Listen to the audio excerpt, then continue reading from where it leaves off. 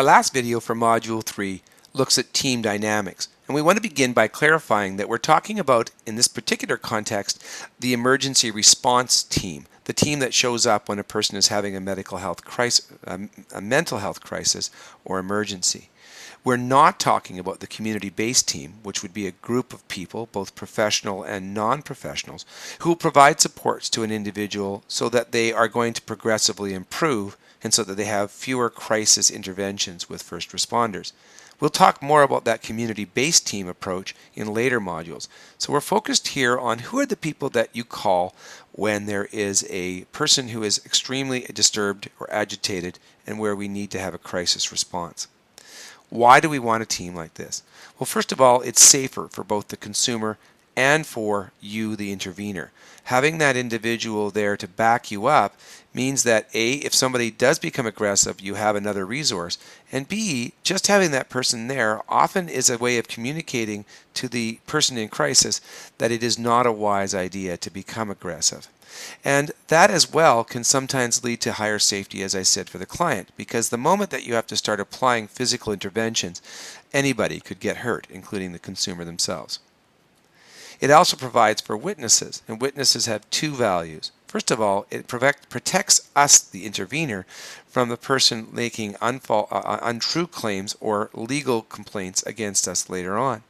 But it also provides some assurance for the individual who is being engaged, because when there are witnesses around, they're less likely to think that you're going to do something untoward and unprofessional.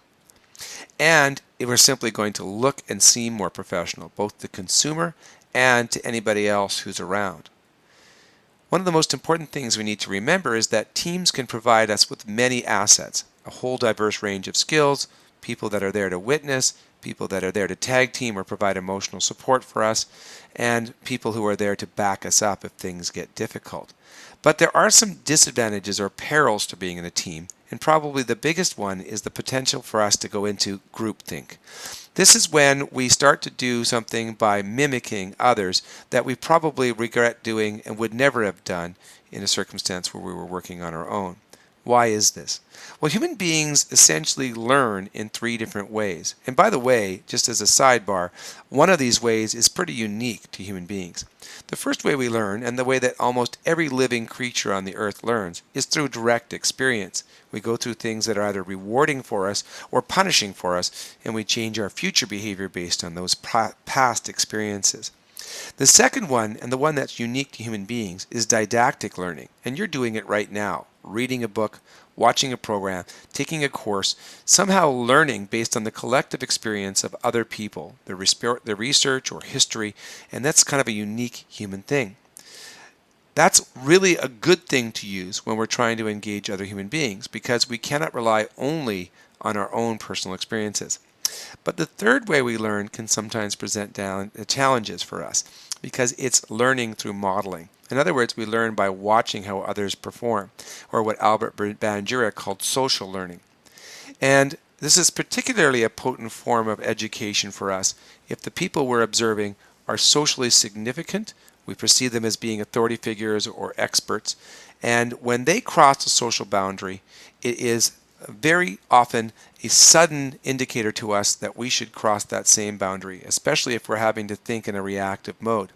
So I really want people to think, as we talk about this, about the Rodney King video, in which, if you're not familiar with the case, a group of police officers in Los Angeles began to use corporal force on a man who was apprehended in a traffic incident. And what ensued from that was a very, very famous court case in which the police officers were later found to not be guilty of unprofessional use of violence, and this caused a major riot in Los Angeles. I'm guessing that if we were to go back and ask each of those police officers to revisit that occasion, if they were to do it over again, even though they might know they were not going to be found guilty of wrongdoing, my guess is that they would have changed their behavior and done things in a more strategic way. And if we review that video, what we'll notice is that at first the interaction is one that's verbal, but when one police officer starts to kick, then all of the other ones start hitting and kicking as well. And this kind of cascading and escalating effect is evident in many, many, many social circumstances where mobs or groups have really little holding them back. And that's why it's important for us to do two things to make sure that our team stays as a team and doesn't become a mob. The first one is simply about talking. It's really important for teams to talk about what makes them a good team. They need to constantly be evaluating how they did in their last interactions and talking about how they're going to prepare for their next interactions. They need to practice, they need to discuss their values, look at the policies and protocols that they may have created, and ask questions about whether or not they're adequately trained, staffed, or whether the right people are on that team. The second thing that they need to do is actually mentally prepare. And the way that I do that is by using a very simple mental construct that's taken from the Rodney King case. I tell my students that whenever they have to engage in a situation where they know that they may be emotionally challenged, they should act as though a video camera is going to be on them. Imagine that somebody has one on you. And you know what? In the year 2013, that's not an unlikely possibility, by the way. Every person is walking around with a video camera in their pocket nowadays attached to their cell phone. So it's very important for us to think that way. We don't want to be frozen and immobilized when it's time to intervene, but we also want to be deliberate and strategic. How do we set up our team? Well, first we need to determine who our leaders are going to be, and we need to do this in advance. It's not appropriate for us to do this by a seat-of-the-pants approach in the moment. Some things that we can think of as a way of determining who's the leader. One model is to consider the person who is first on scene as a leader. This can be challenging in some circumstances because sometimes people don't want the first on scene person to tell them what to do. It might be the least authoritative person or experienced person in the outfit, after all. But I'm a big supporter of this approach because the first on scene person has first, the most knowledge about what's going on. Second, they've demonstrated initiative. And third, they're the one in most jeopardy because they're in that situation alone and they're going to need you to come and back them up. However, if that doesn't work, some other things to think about are who has the best relationship with the client. And it's really important for us not to feel hurt when they want to deal with somebody who has a better relationship than we might have.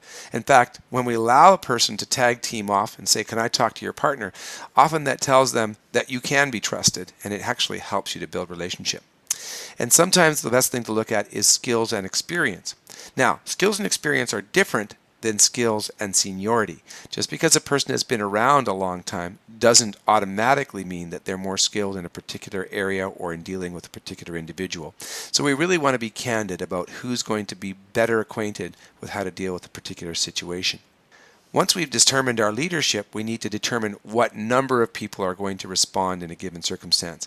I see this quite frequently where there are actually too many people intervening at once, too many lights flashing, bells ringing, keys jingling, or people running up and asking questions. And that can be very overstimulating to the individual. Often people have said to me, "I didn't think it was that bad until so-and-so and so-and-so and so-and-so showed up," or "this many people showed up," or "I heard them call a code." And sometimes we have to be aware that the things we do are actually indicating to a person or creating a feedback loop where they think, "My gosh, I didn't think it was this bad," and that reaction actually creates the stress that makes them escalate.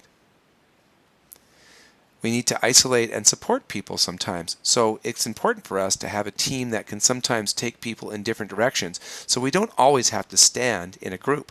One person can take one individual to one area and another person can take an individual to another area.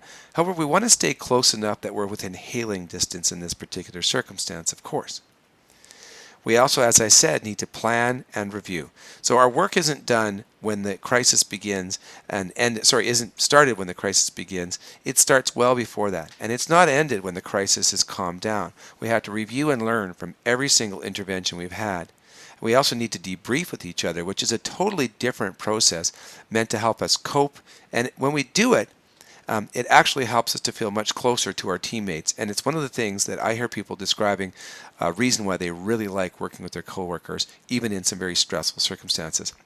As I said earlier, it's not enough to just talk about what you're going to do, but to also have conversations about the values and approaches in general that you feel are effective and that are a part of how you identify your team.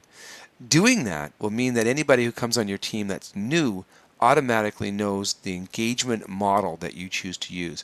They're less likely to come in and try something that is outside of the social norms of that group.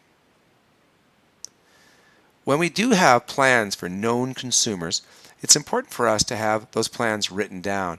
And it's important because of accountability.